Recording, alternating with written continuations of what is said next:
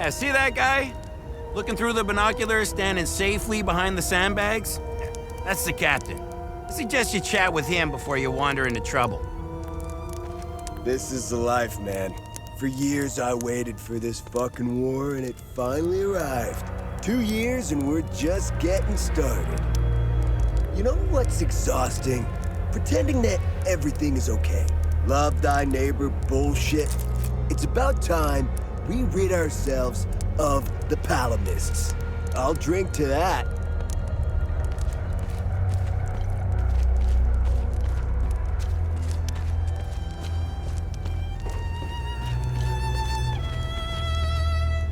I'm only permitted to play Sabinian classics, I'm afraid. Unfortunately, I only happen to know one of their dreadful compositions. I'm getting the impression that Captain Voss is tired of hearing the same tune over and over again. I need to learn some new pieces before I end up against the wall.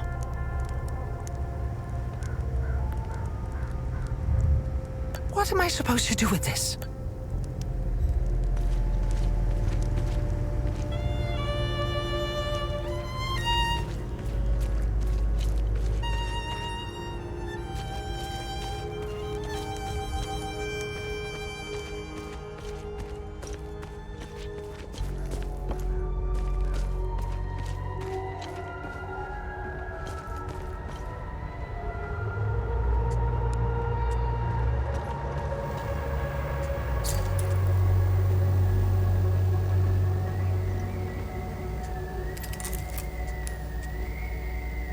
I was part of the mob that hung those Sabinians in the marsh.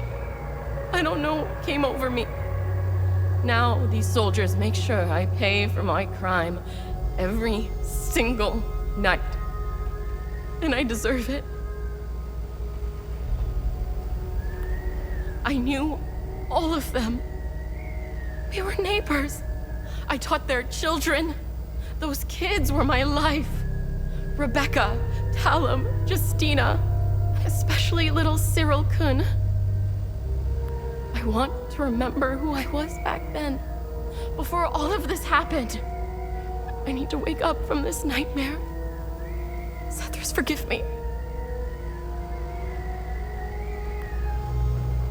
I was part of the mob that hung those Sabinians in the marsh. I don't know what came over me. I want...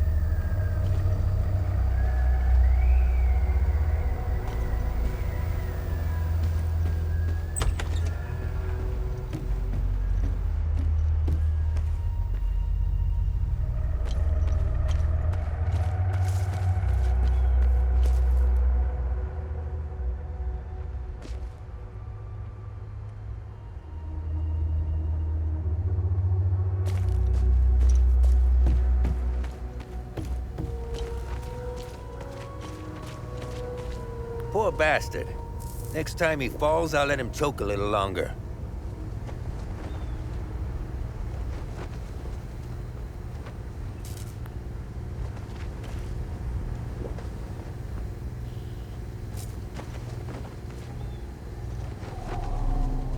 His gaze be upon you, my son.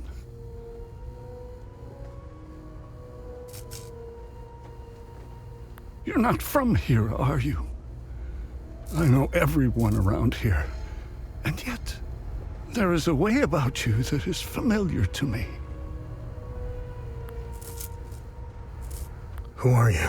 I am Abbot Jaffer, the spiritual leader of Patham Abbey.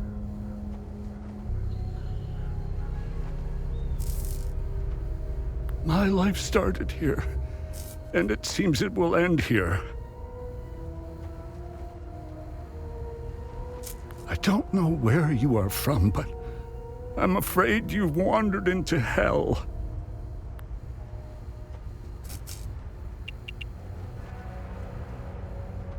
Where's the Abbey? It's southeast of Jova, sitting on a rocky plateau. From the marshes you can see its beautiful golden spheres and Sethris's ever-watchful eye. Tread lightly, my son. Captain Voss sent some of his men to ransack the Abbey.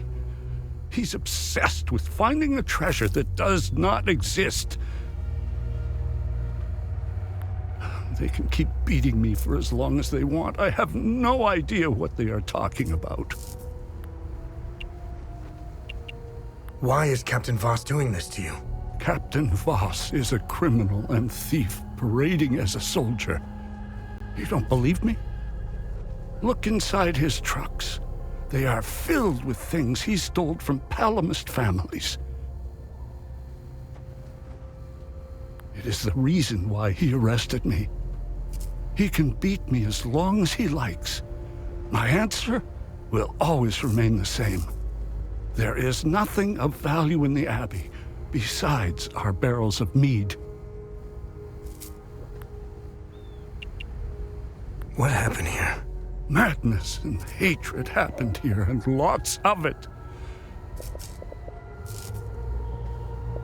When I finally managed to get back from Tulsi, I rushed to my brother's home only to find my niece Rebecca orphaned.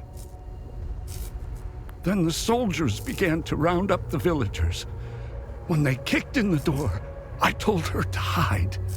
I gave myself up.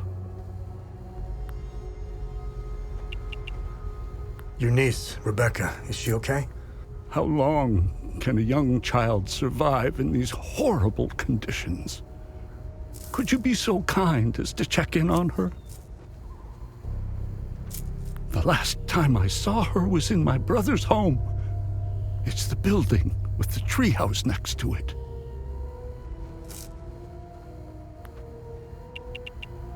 Do you know where I might find the blacksmith? Even before all this started, he was off and gone. A dark burden weighed on him. I sincerely hope he has escaped Jova with the ON convoy. Pray, my son. Pray he hasn't been shipped off to the prison camps.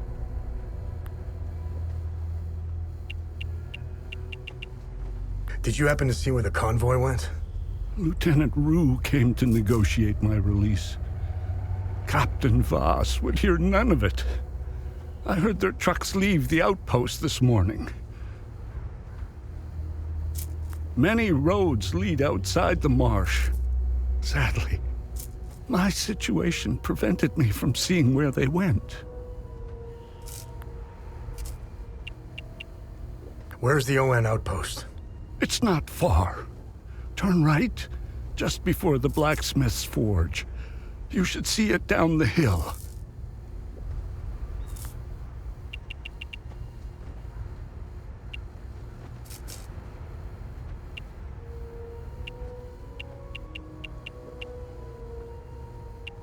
The roots of hatred run deep and far across Hadia. This isn't the first time we've been caught in a perpetual cycle of violence. Sethrus's benevolence lives in all of us. But the serpent also lives in us.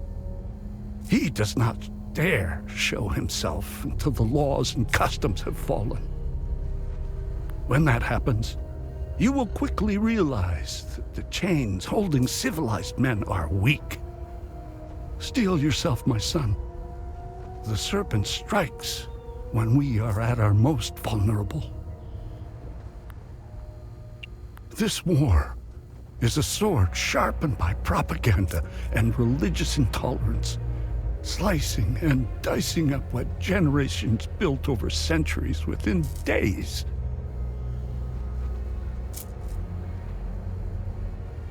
The exchange of cruel and violent acts and the lies perpetuated by the media all played their part. I was shocked to hear that even priests were involved in spreading hateful rhetoric.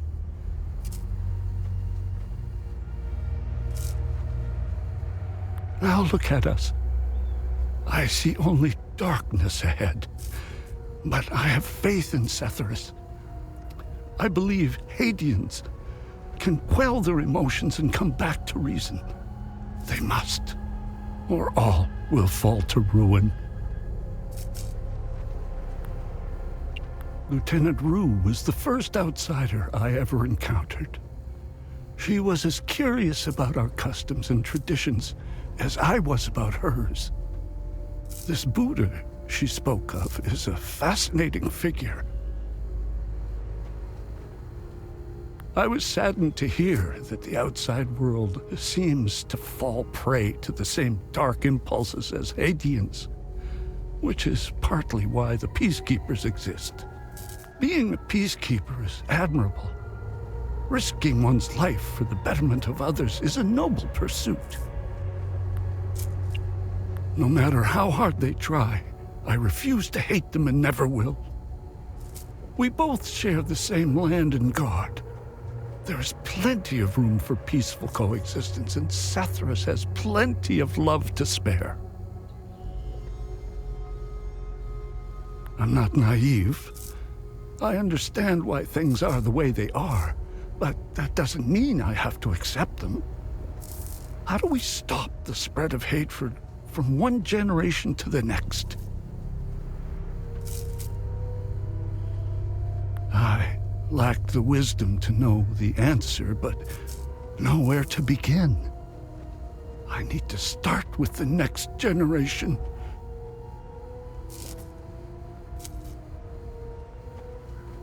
The children of this war must let go of their hatred if we are to climb out of the hole we dug for ourselves.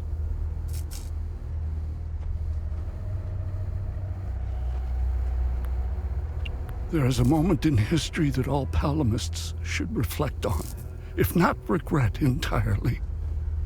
The country was ruled by a heavy-handed theocracy, with one thing in mind: power. A young charismatic erudite named Sabingo wrote several Reformation theses, which gained popularity. What did the Palamist traditionalists do? They hunted them down. They accused them of heresy and burned them at the stake. They were Palamists who only wanted reform. Nothing is easier than listening and finding common ground. It is effortless compared to the alternative. That moment of hubris sent us on the path of endless wars. We don't learn from our mistakes. We only seem to repeat them. I overheard the guards speaking of such creatures.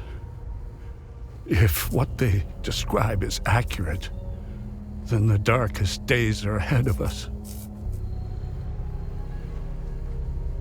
In specific passages, the Holy Kata speaks of Tiar's demons. Some of these passages relate to the curse of Tiar, brought on by the great sins of destructive emotions. These writings were meant to be interpreted as metaphors and stories, to teach and inform us. Could this be happening? May his eye protect us.